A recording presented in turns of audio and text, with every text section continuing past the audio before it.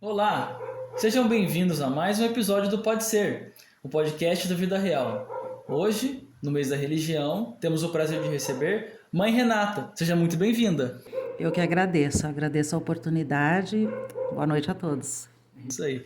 Bom, para a gente começar, você pode me explicar um pouquinho de como se deu a origem da Umbanda? Nós temos assim um estudo da Umbanda, né? Ele deu origem com o médium, né? No Rio de Janeiro, o Fernandino de Moraes, né? A data prevista, a data que é falada é 15 de novembro de 1908, né? Ele no Rio de Janeiro participou de uma reunião, né, espírita, até kardecista, participou de uma reunião e nessa reunião ele incorporou uma entidade, um caboclo, que se dizia o caboclo das sete encruzilhadas, e nesse dia ele disse que estaria formando uma nova religião, uma religião extremamente brasileira, não é? E essa religião se chamaria Umbanda. Essa é a história que a gente mais ouve falar e cultua, né? Na vertente que a gente segue da Umbanda, é essa a nossa história, a história do Fernandinho de Moraes, lá no Rio de Janeiro, dia 15 de novembro de 1908. E esse nome Umbanda tem algum significado ou... Tem vários significados, né? Mas tem gente que brinca, é um bando, umbanda, né? Mas seria a união de todos, né? Esse é o pensamento nosso mesmo. Isso. E vem de outra, tem outros nomes também que são ligados de origem africana e tudo mais, que também vem da origem umbanda. Isso tem muitas explicações, sabe? Mas a gente fala que não é um bando, né? Uma banda só. É isso. Entendi. Você estava me falando que a Umbanda ela não tem a origem africana, é a origem brasileira, né?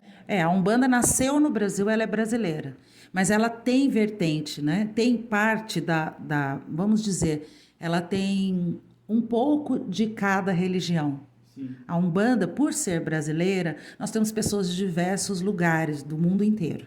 Então, nós temos a vertente espírita kardecista, que tem muito, trabalha com a reencarnação e tudo mais. Então, a Umbanda acredita nisso também. Nós temos a parte de cunho africano, né, que vem com os orixás e toda essa descendência maravilhosa da África. Nós temos os indígenas, a parte xamânica, nós temos a parte esotérica, que vem do Oriente. Tudo isso e misturado. Sim. É a nossa lenda Umbanda, né? Olha só, que legal. E existe diferença entre Umbanda e Candomblé? Sim, a Umbanda, como eu já disse, a Umbanda, ela é brasileira. E sim, o Candomblé, né? O certo seria um candomblecista falar sobre o Candomblé, mas falando uma diferença, para nós o Candomblé é de culto africano, né? Ele cultua tudo que vem da África, né? Mas também o Candomblé é brasileiro, mas mais cultuados orixás e toda uma parte que vem direto da África mesmo. Então, essa é a grande diferença nossa. Nós cultuamos o trabalho dos orixás de uma outra forma e a incorporação dos espíritos. E o Candomblé não. Ele trabalha mais a incorporação dos orixás. Então, essa é a grande diferença. E quais são as crenças principais da Umbanda? Então, a Umbanda acredita na reencarnação. Nós acreditamos vamos dizer, na presença do Espírito, na manifestação do Espírito para a caridade. Então, a Umbanda ela é essencialmente uma incorporação sem os espíritos, que nós chamamos de entidades. Esses grupos de espíritos que vêm trabalhar na linha da Umbanda, né? E sem eles não existe Umbanda. Sim. Então, nós trabalhamos com a incorporação, nós trabalhamos com a caridade, nós trabalhamos com a magia da vela, a magia do fogo, a magia das ervas dos elementos da natureza, não é? E o mais assim que chama atenção mesmo são as giras de incorporação e atendimento ao público. Você falou que tem alguns objetos de magia. Você diz que eles é de magia porque eles são fundamentais nesse processo? Sim, todos os elementos formadores da Umbanda têm magia. A magia do fogo, por exemplo, a magia que seria das velas, né? Magia dos ventos, que seriam os sinos, a magia das ervas, que é o trabalho, todo o trabalho que a Umbanda faz com banhos, chás e tudo mais com velas. Magia dos cristais, magia das fitas, tudo isso a Umbanda incorpora dentro do trabalho. São os elementos da Umbanda, né? Dentro das linhas de trabalho, que são os espíritos que trabalham conosco. E quais são as práticas e os rituais mais importantes que vocês... A Umbanda trabalha com a manifestação do espírito para a caridade. O que seria isso? Os médiuns, que são as pessoas que trabalham na Umbanda, né? Nas giras, que a gente chama, que são os dias de atendimento. Então, nós temos, a gente chama de gira, a reunião dos médiuns, né? Então, nós nos reunimos, trazemos as entidades para trabalho, então elas se manifestam através dos seus médiuns. Essas entidades são espíritos de luz, que a gente pode chamar assim, espíritos muito mais evoluídos, que vêm representando linhas de trabalho e, através dos seus médiuns, eles se manifestam e atendem as pessoas necessitadas de um conforto, de uma cura, de uma conversa. Essa é a principal, fundamento da Umbanda, né? Por que você falou magia? Porque nós trabalhamos com tudo isso nessas giras. Então, a maioria dos terreiros, dos centros de Umbanda, ou terreiros, que a gente chama, trabalha nas giras de atendimento. E alguns terreiros trabalham com o desenvolvimento mediúnico, o estudo, os cursos, né? Então, isso diferencia para cada terreiro. Mas, Renata, certa vez eu já participei de como chama? De uma gira. De uma gira, isso. E aí eu vi falar lá que os orixás, para vocês, são os santos dos católicos, é verdade isso? Não, isso chama sincretismo. Porque o que acontecia? Quando houve a escravidão, né? A gente não gosta muito de falar escravidão, mas quando os africanos vieram para o Brasil, eles não podiam cultuar os seus orixás, que eram os seus santos, que chamam de orixás, né? Então, o que eles faziam? Eles procuravam, né, os santos católicos.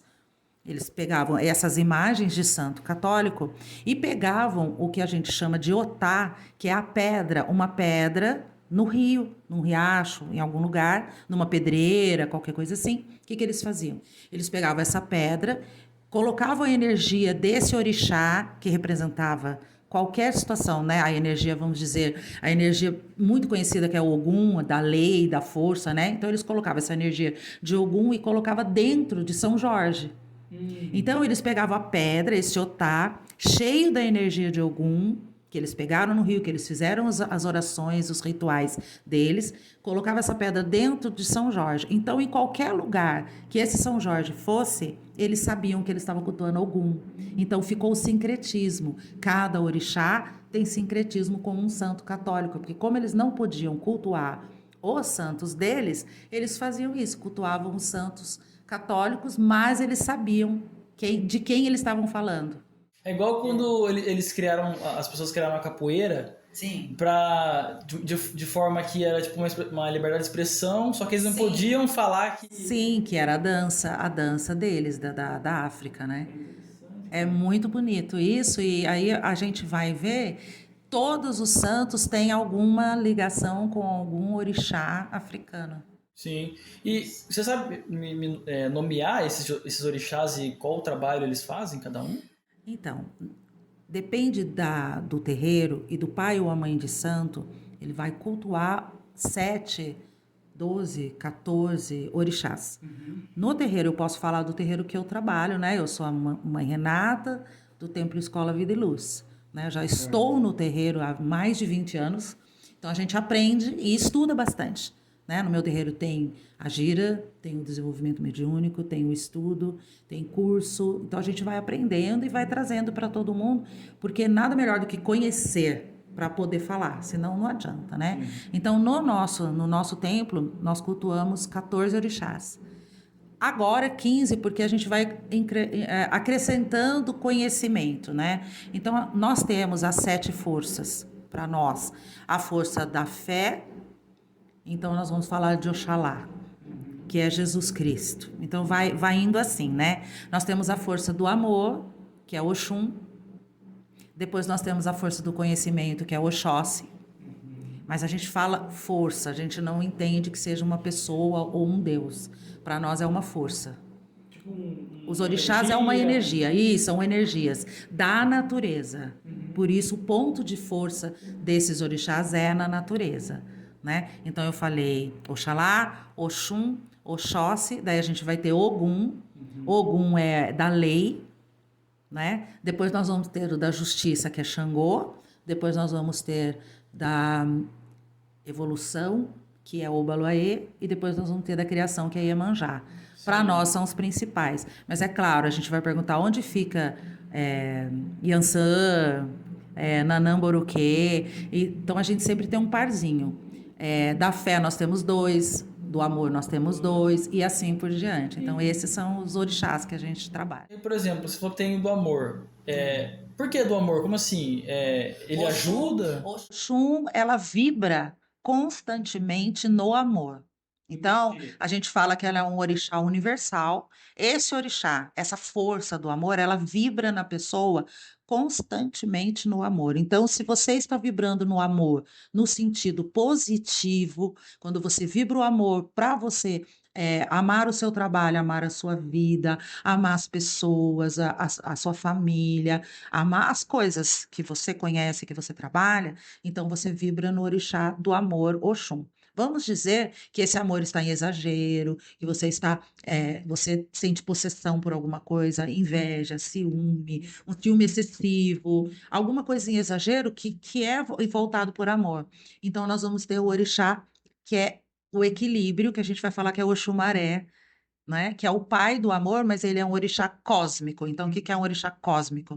É o orixá que vai contrabalancear com o amor. Então, se eu tenho alguma coisa excessiva no amor, eu não vou vibrar. Eu vou ter que pedir para Oxumaré, para essa força do amor, para paralisar esse excesso, cortar essa energia negativa para depois voltar a vibrar novamente. Isso em todas as forças da natureza. Então, tipo, se eu for num trabalho de uma gira, e aí eu quiser consultar o orixá do conhecimento, que você falou, aí ele vai me passar orientações relacionadas a esse tema. Não, assim, na Umbanda, o orixá, ele não fala. O orixá é uma força que existe. A gente cultua esse orixá e essa força. O orixá é um nome. Sim. A força é o que a gente mais conhece. Quem vai falar sobre isso são as entidades. Porque o orixá é uma força para nós. A força que impulsiona a nossa vida. Então, esse é um fundamento maravilhoso da Umbanda. Não é? Então, esse conhecimento que a gente traz é para a vida. Sim. Agora, quem fala na Umbanda são as entidades, as linhas de trabalho. Então, essas linhas de trabalho é que você vai encontrar para conversar na Umbanda. O que são? Preto velho, caboclo, boiadeiro, baiano, cigano, Exu, pombagira. Então, essas linhas de trabalho, esses espíritos que vêm, como se fossem grupos, sabe? Por exemplo, eu tenho os diretores, os assessores, e assim. Então, cada grupo representa um tipo de trabalho. Os pretos velhos, que a gente conhece muito, os caboclos, né? Os pretos velhos, eles representam a sabedoria. Então, toda vez que eu preciso de sabedoria, de um entendimento maior, de um colinho, de um agrado, ou mesmo daquele pai, daquela mãe que chama a sua atenção e coloca você no seu prumo, eu vou conversar com o preto velho. Mas todas as entidades são maravilhosas. Então, deixa eu ver se eu entendi. A entidade, ela é o intermédio entre Nós e os orixás. E os orixás. Então ele está no meio ali fazendo a conexão. Ele trabalha com todas as energias dos orixás, mas todos somos ligados a todos os orixás. Porque nós somos a natureza, nós viemos da natureza. Então a Umbanda entende que o orixá, ele é a força que nós agregamos na nossa vida da natureza. Então tudo gira em torno deles para nós, né? E as entidades são espíritos que já viveram na Terra há muito tempo atrás, são mais evoluídos que nós, isso graças a Deus, e eles vêm através dos médiums, né, e conversam com a gente chama de assistentes, assistidos, com as pessoas que vão, ou consulentes, vamos dizer assim. Sim. E as entidades que escolhem quem vai ser o médium para... Então, cada médium tem a sua família espiritual.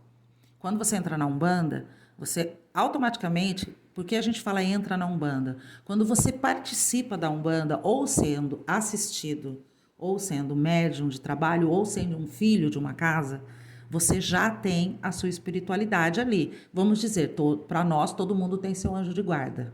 O anjo de guarda é um espírito para nós que cuida da gente desde nascer até desencarnar. Sim. Desde o momento da encarnação até a desencarnação, o desencarne, né? Agora, as entidades de Umbanda, elas se apresentam quando a gente trabalha na Umbanda, né? Então, eles é a nossa família espiritual. Se você não trabalha na Umbanda, pode ser que uma ou outra entidade se apresente, porque talvez você tenha que estar na Umbanda, né? Cada um encontra o caminho que precisa para encontrar Deus.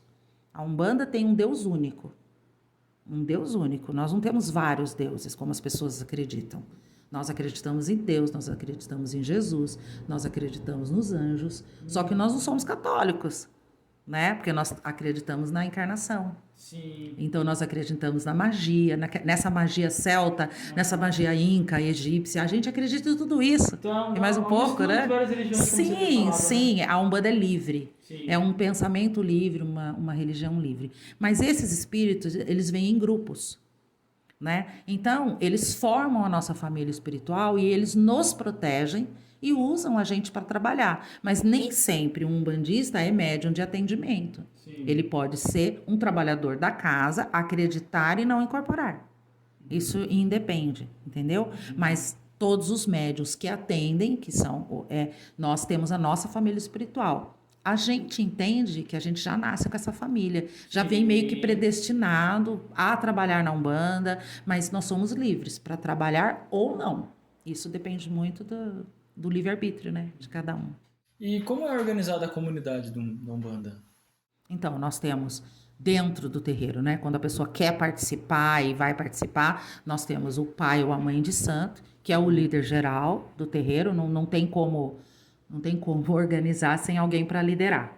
Aí tem terreiro que tem o pai pequeno e a mãe pequena, que seriam abaixo do pai ou a mãe de santo. Quem comanda tudo, resolve tudo, é o pai ou a mãe de santo. Aí ele escolhe 2 pessoas para ajudar, o braço direito, o braço esquerdo ali, para ajudar. Tem pai e mãe de santo que não tem pai pequeno nem mãe pequena.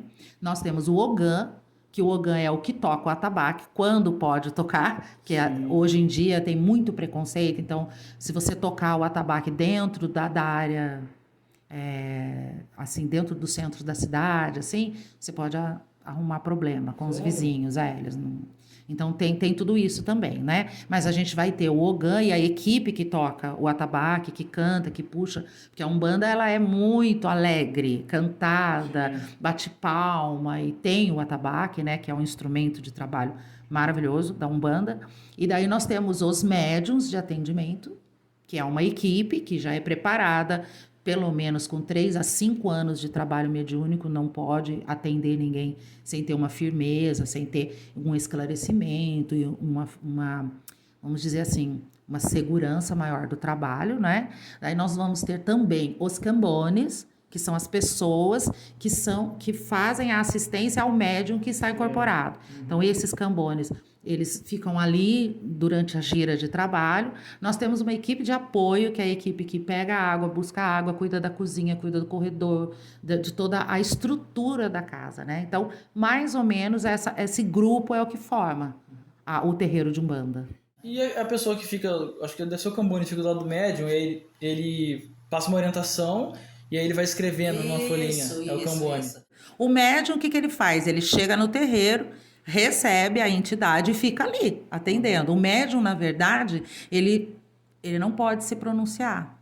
No momento em que a entidade incorpora, o médium se afasta e ele não pode interferir. Sim. O cambone, ele fica ali para observar se tem alguma coisa que não está dando certo, se a entidade está precisando de alguma coisa, um elemento de trabalho, que é o cachimbo, ou um cigarro de palha, ou uma vela, que eles chamam de toco, né? Uma velinha, uma pemba, que é para riscar os pontos, qualquer coisa, um copo de água, algum elemento, uma erva. Então, ali essas ervas são alecrim, sálvia, arruda, enfim, boldo, todas essas ervas que todo mundo está acostumado para banhos e para fazer defumação, né? Então, o Cambone, ele está ali para isso. E se a entidade quer passar uma instrução para o assistido ou o consulente, ele anota, né? E repassa para a pessoa tudo anotadinho, por isso eles ficam com o caderninho ali o tempo todo, mas eles não podem interferir no atendimento.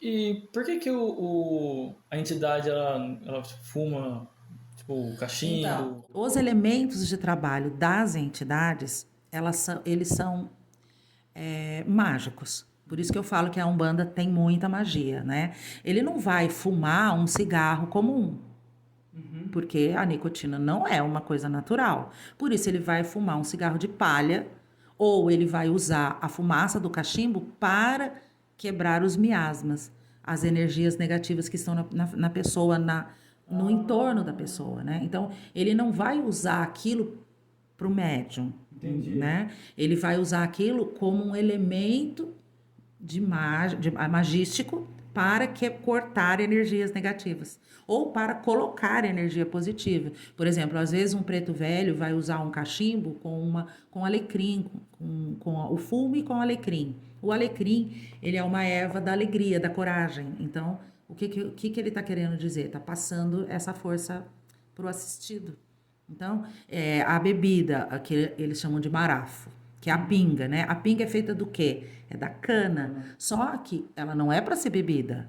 Não é. Ela é para colocar a energia ali, trabalhar com a energia que está sendo cuidada naquele momento do atendimento. Porque a Umbanda é tudo energia. Sim. É espiritual e energética. Então, todo instrumento de trabalho na Umbanda, das entidades, é para quebra de energia negativa, que a gente chama de demanda, que seria a magia negativa, né? Que existe, para nós existe, e a gente até comprovou muito isso, né? Eu falo pela experiência que eu tenho de 20 anos, já vi muita coisa interessante, né?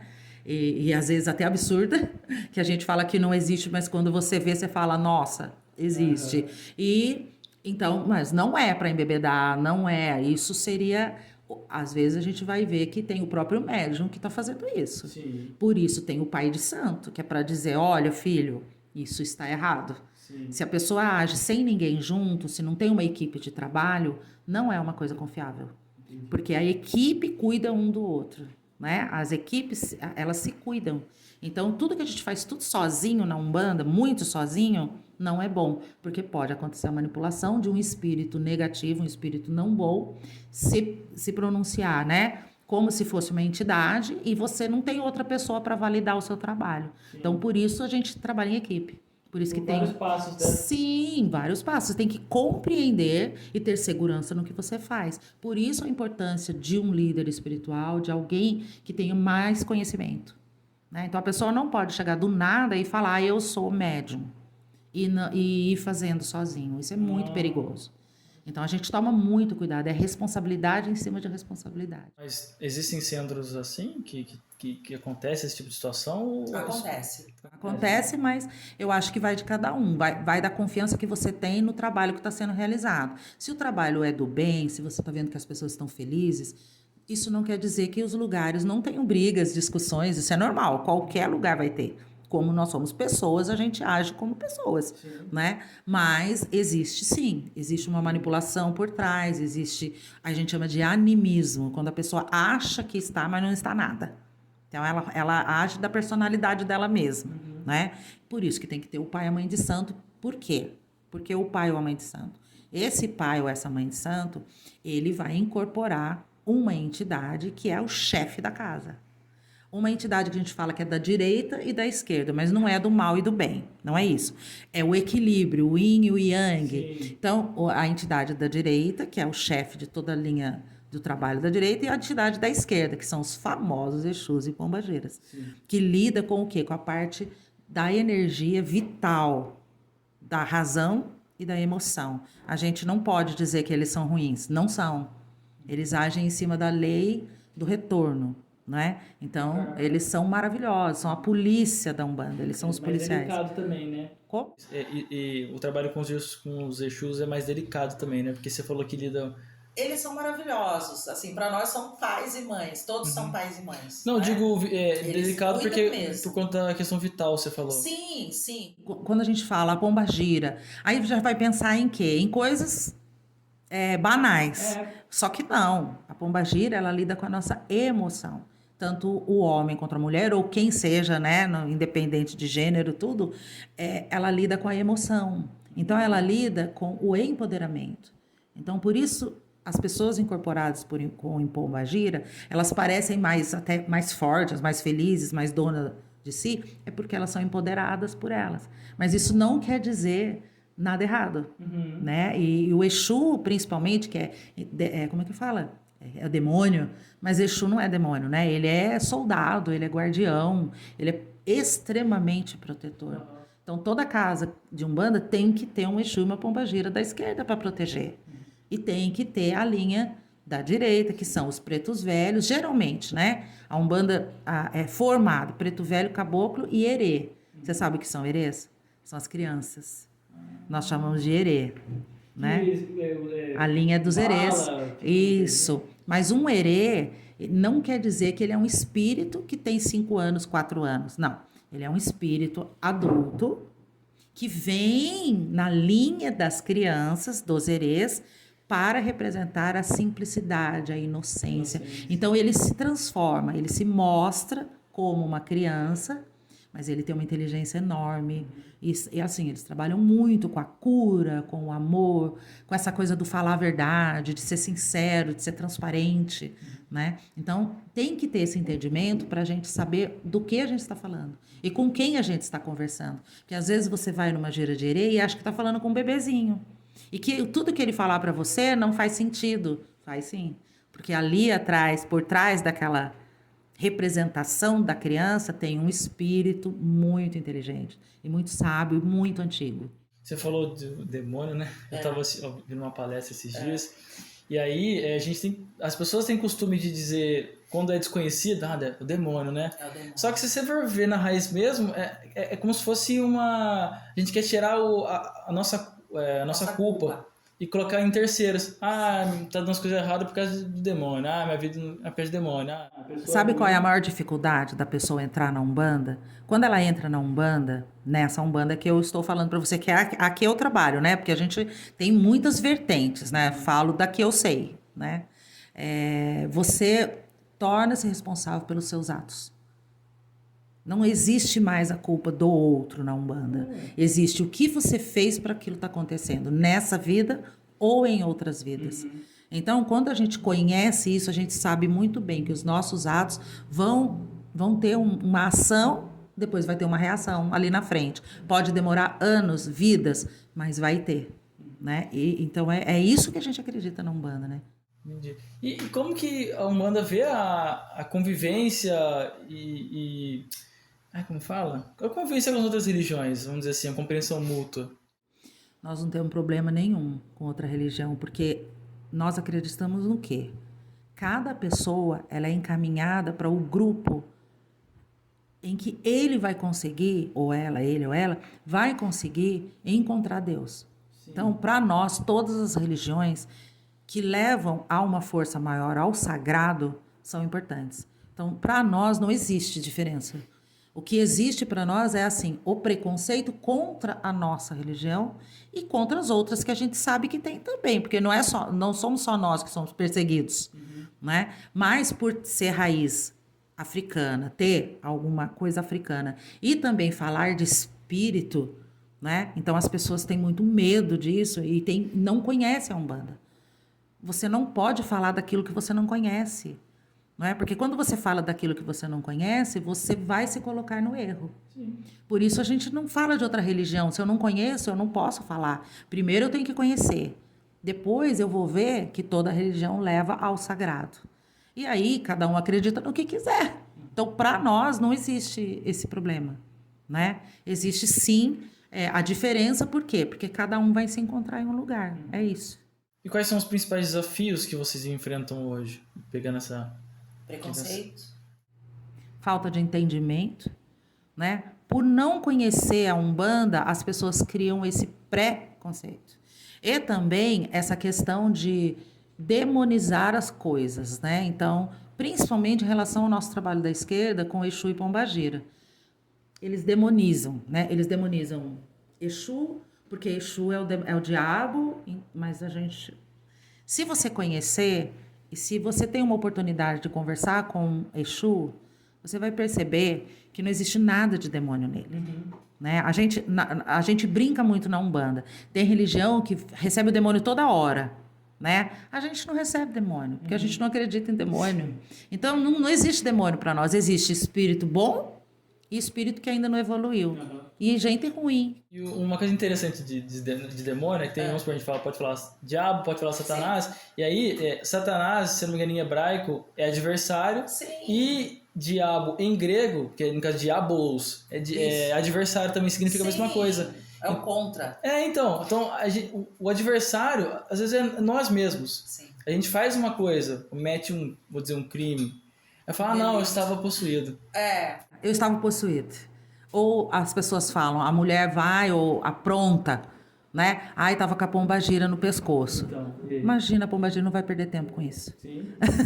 Ela não vai perder tempo com o que não lhe interessa. Sim. Então, é muito importante a gente ter conhecimento para depois poder entender as religiões, né? A gente está falando de karma, né? Ela vai fazer uma acusação agora, mas depois, querendo ou não, isso vai voltar para ela. A lei do retorno, ela Acaba, não tem né? como discutir. E aí, quando essa lei volta, aí ela, putz, mas o que eu fiz de errado? Eu faço. Eu sou bom. Tudo bem? Eu falo que ninguém é bom, não. Nem nós, ninguém. Porque você tem o seu lado sombra, aquele lado que você esconde, que você não quer que ninguém saiba. Sim.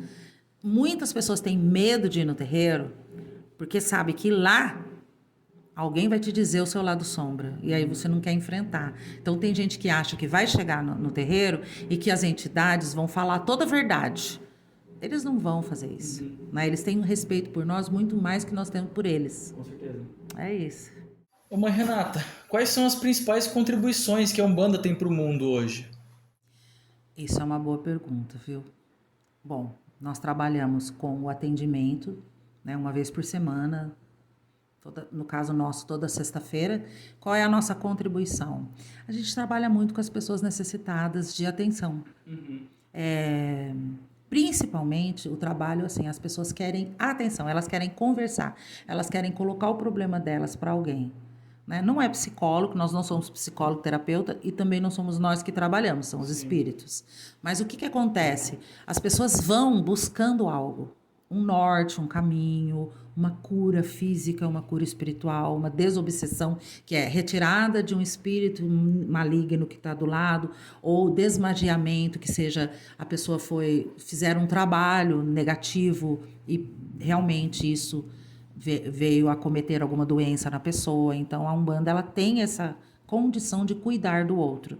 A gente tem também trabalho de caridade, a gente faz doa cesta básica e de conscientização, né? Então eu acho que para nós hoje em dia o maior trabalho da Umbanda é a conscientização da lei do retorno.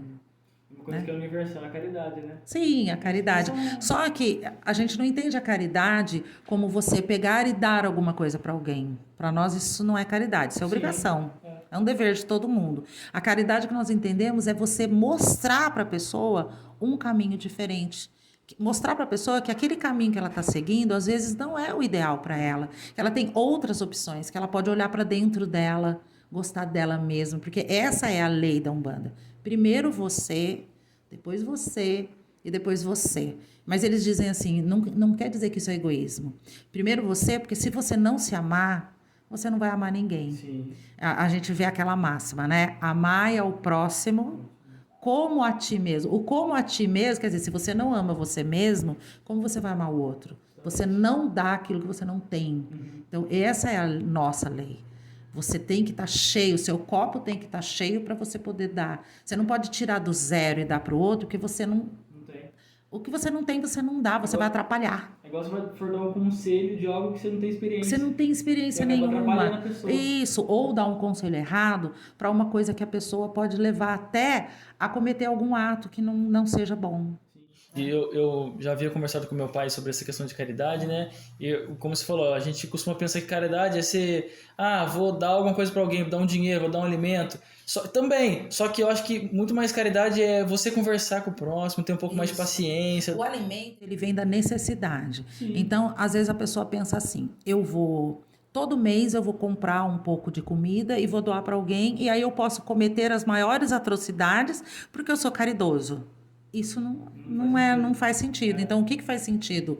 Se você cuida da sua própria vida, se você se alimenta corretamente, se você vive corretamente dentro das normas que você colocou como correto, né?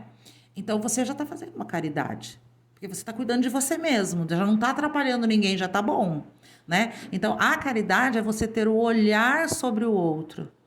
O que você pode ajudar além do que a pessoa já tem. Ou se você pode ensinar algo.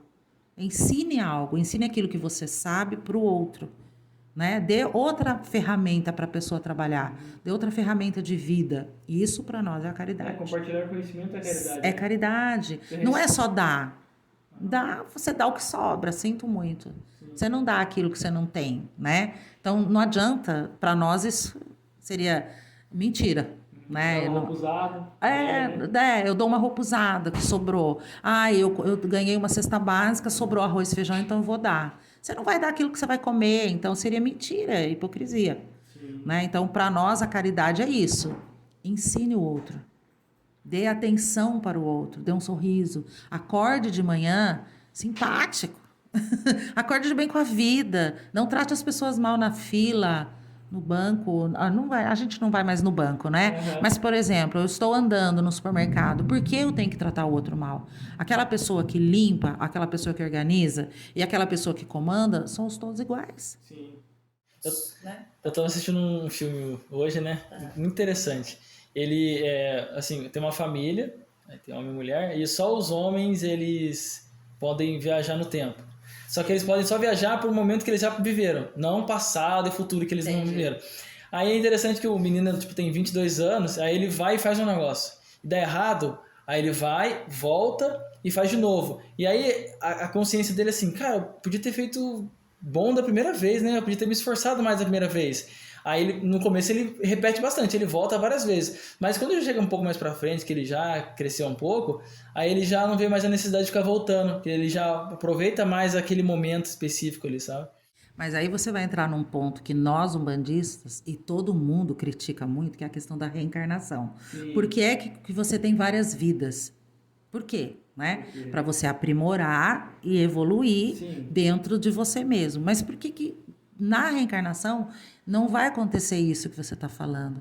Da pessoa falar, eu fiz errado, vou fazer de novo, mas eu vou lembrar o que eu fiz. Não, porque se você vem, vamos dizer que eu preciso ficar de bem com você, porque numa outra vida eu fiz alguma coisa errada, a gente teve alguma desavença. Aí eu venho sabendo que eu tenho que ficar boazinha, porque para poder evoluir. Isso não é evolução. Não, eu tenho que conviver com você de uma forma diferente, sem me lembrar conscientemente que nós tivemos uma desavença e a gente tentar se entender de coração. Mas a lembrança, ela fica no subconsciente, né? Ela fica no espírito. O véu do esquecimento que o espírita diz. Isso, o véu do esquecimento para dar valor para aquilo que você é agora. Só que o que você aprende, você nunca mais esquece. A palavra nunca é uma palavra muito difícil de ser usada. Mas o que você aprende, você nunca mais esquece. Então, os dons, tudo que você sabe, tudo que você tem facilidade nessa vida, é porque na outra você já aprendeu muito bem. Entendi. Então você fala, eu tenho esse dom, nossa, eu nem preciso pensar e eu faço. Você já sabe fazer.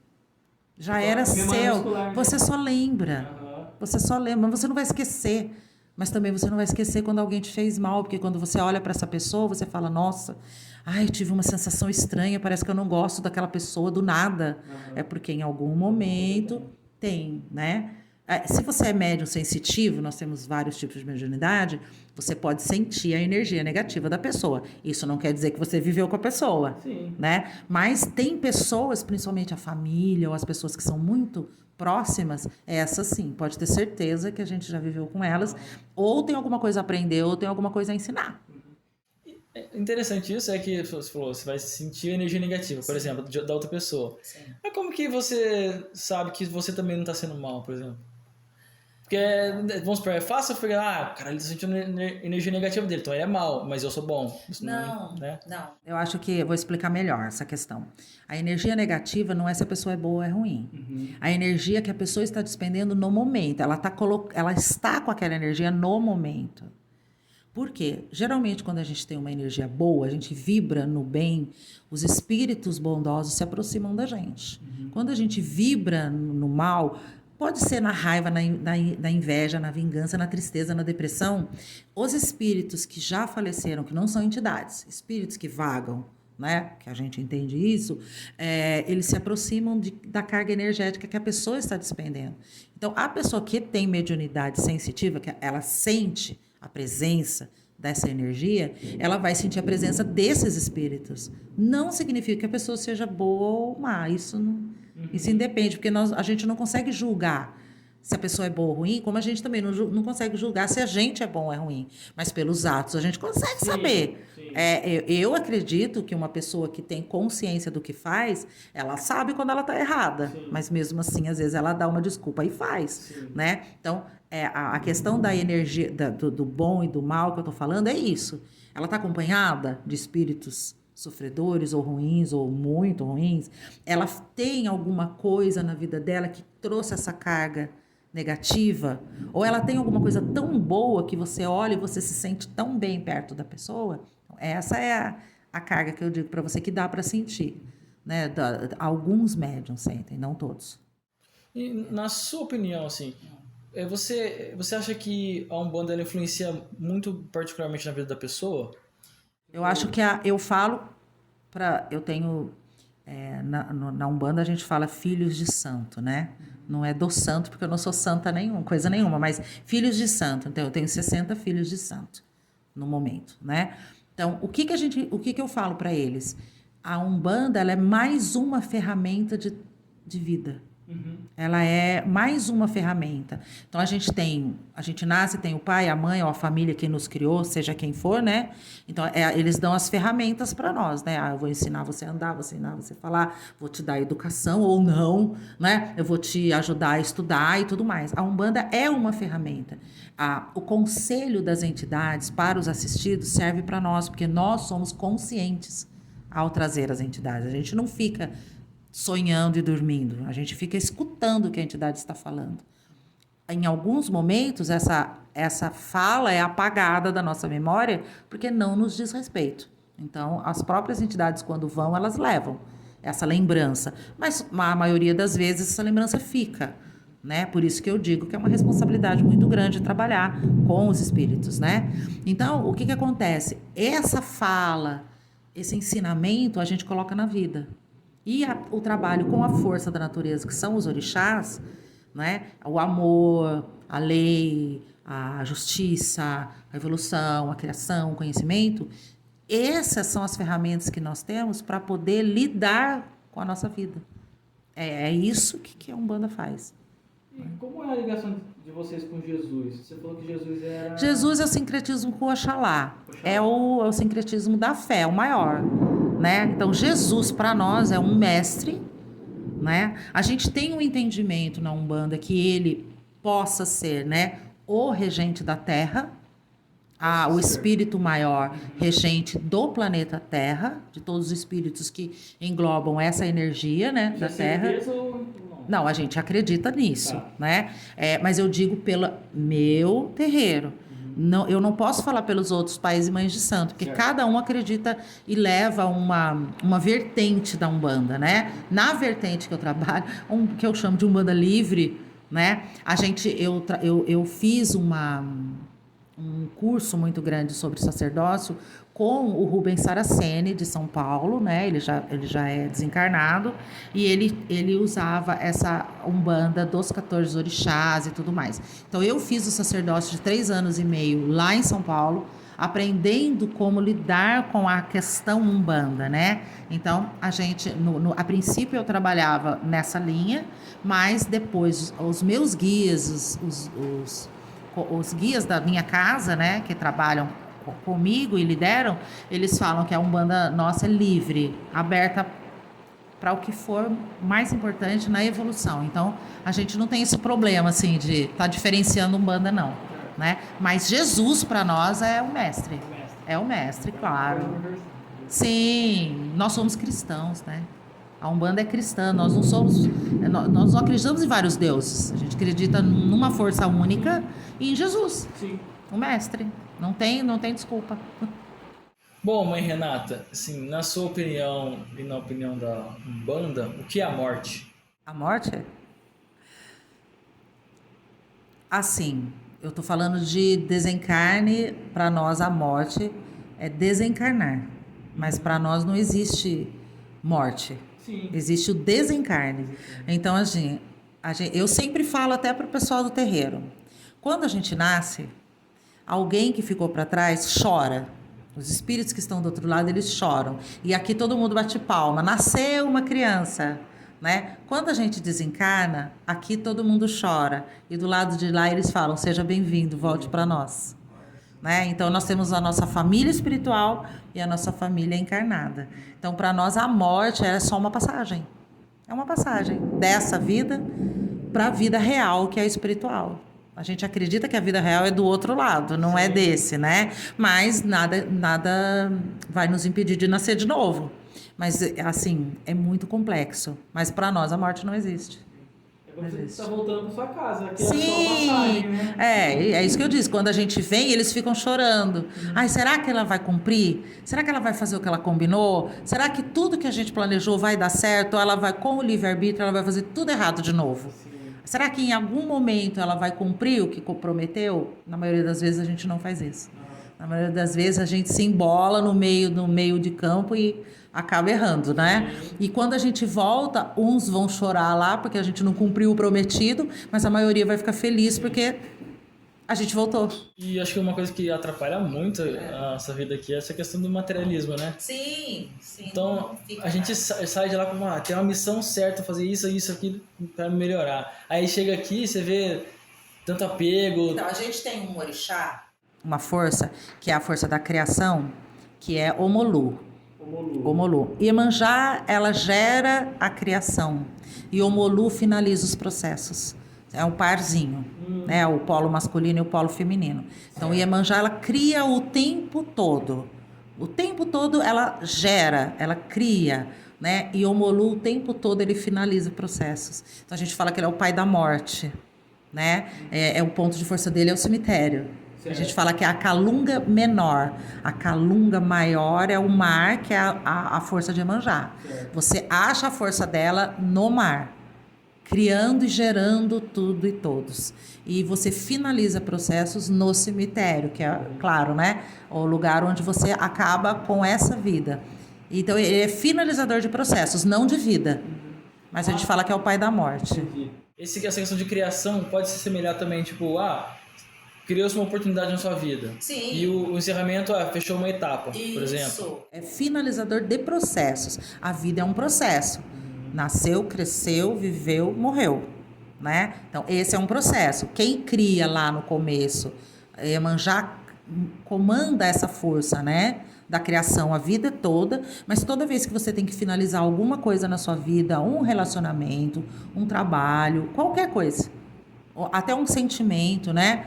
Aí vem a força de Omolu, que é o pai da morte. Se a gente for fazer também um sincretismo, a gente vai ver com Anubis no Egito, é a mesma coisa. Tem pessoas que vão em terreiros, ao invés de ver alguma energia assim, vê o Anubis. Eu já vi Anubis, né? E eu tive essa experiência quando eu fiz o sacerdócio em São Paulo, que eu estava no estudo, eram 250 pessoas fazendo sacerdócio. Só médium que realmente incorpora de tudo de todos, né? Para mim foi uma alegria. E quando a gente fez esse trabalho com o Omolu, eu vi uns seres assim muito altos com cara de cachorro. E aí eu pensei, nossa, eu tô ficando louca. Será que é lobisomem? Não, eu vi realmente como ser uma figura egípcia. Certo. E eu fiquei pensando, mas gente, o que tem a ver esse ser com a Umbanda? E aí logo eu já mandei uma mensagem para o dono do terreiro, né? é um dono, não vou citar o nome dele aqui, porque é uma pessoa muito conhecida, vai que ele tem algum, não pode falar o nome dele, então eu não vou citar, tá bom? Porque eu não sei se ele pode gostar ou não, porque ele trabalha na internet e tudo mais, então eu não vou falar o nome dele. Mas eu mandei uma mensagem para ele e falei, pai, eu vi essa foto e peguei uma foto de Anubis e mandei. Ele, nossa, eu estou muito feliz que você viu, porque é Omolu também, ele é o pai da morte. Nossa, eu estou muito feliz porque eu tenho essa pegada do Egito, eu gosto do Egito. Eu falei, nossa, né? São confirmações sem a gente saber de nada, né? Eu tenho mediunidade de visão, né? Eu vejo, eu incorporo, ouço e vejo. Então, eu tenho, vejo. Sabe aquele filme? E com que frequência?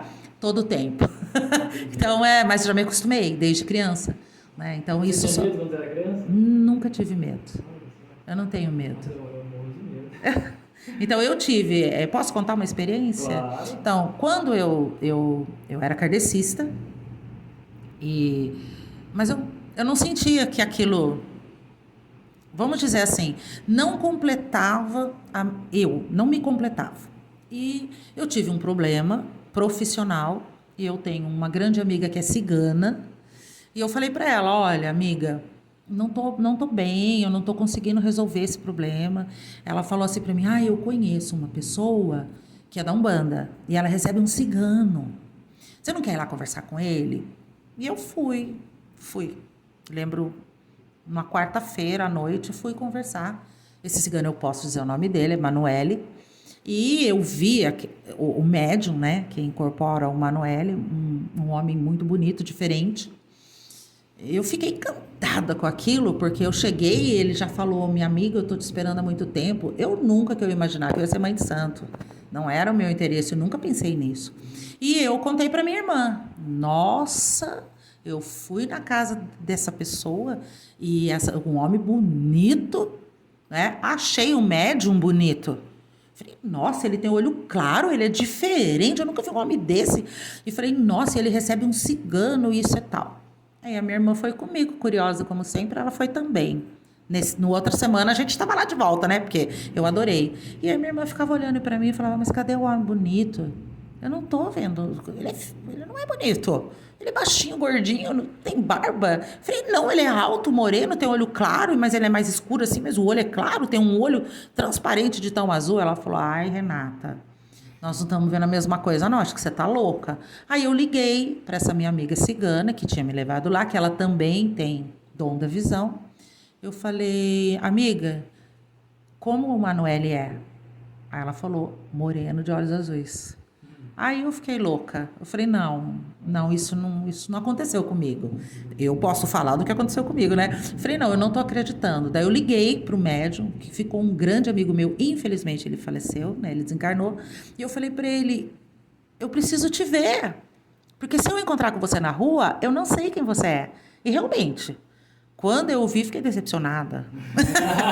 Não era aquela pessoa, né? Eu mandei fazer um quadro falado. Um desenho falado, e no meu terreiro tem o Manoel.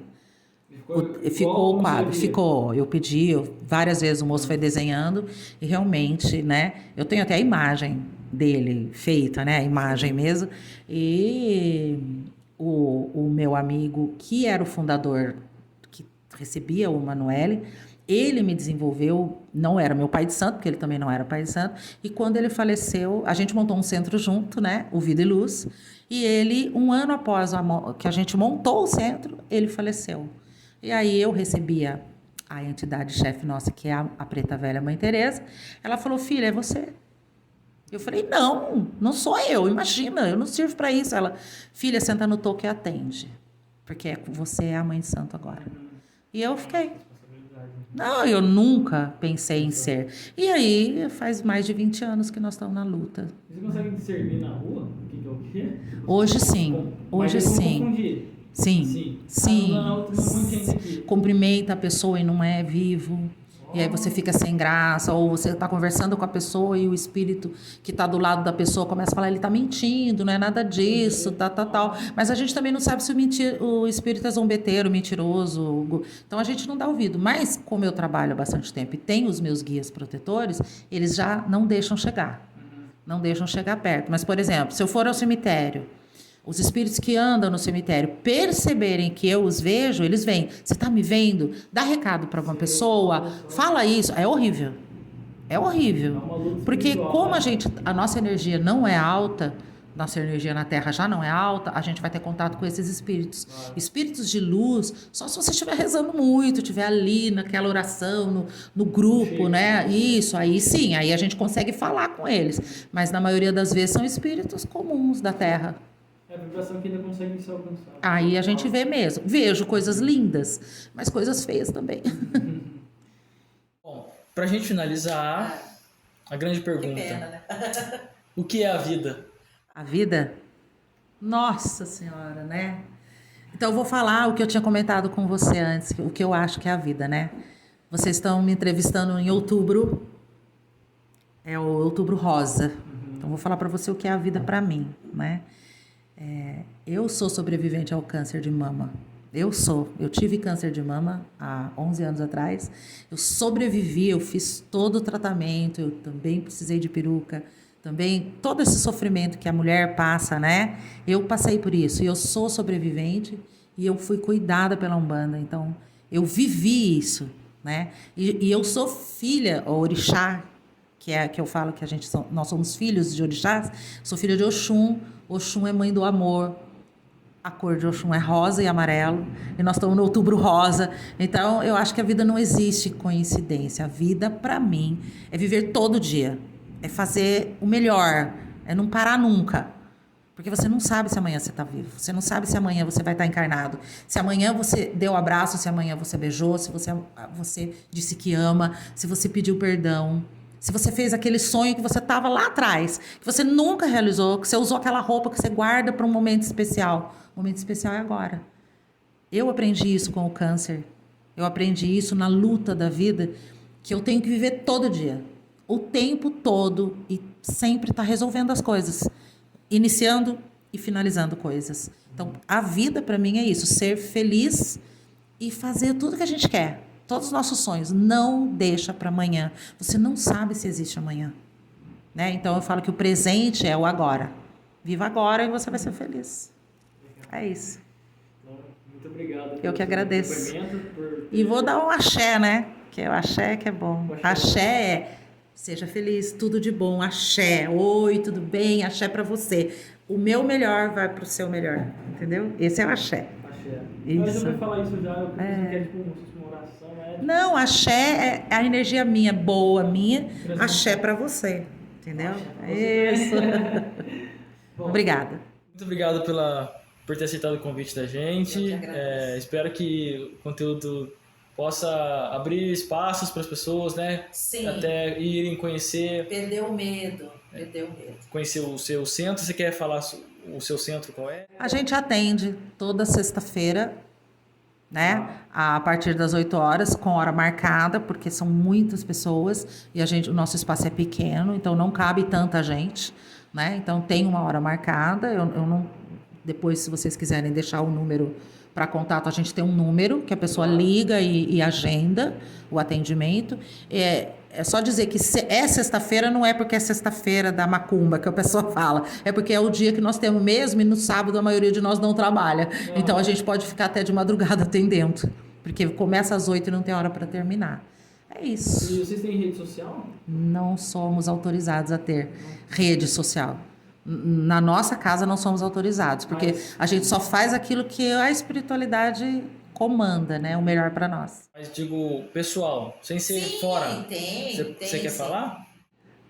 Vocês podem colocar depois, né? Renata Gonçalves, meu nome. Põe na tela lá pro pessoal Sim, pode. E qualquer coisa pode entrar em contato com esse número que eu vou passar para vocês para agendamento. Se alguém quiser conhecer, eu quero ir lá só conhecer. É na sexta-feira mesmo. Agenda o nomezinho lá e vai conhecer.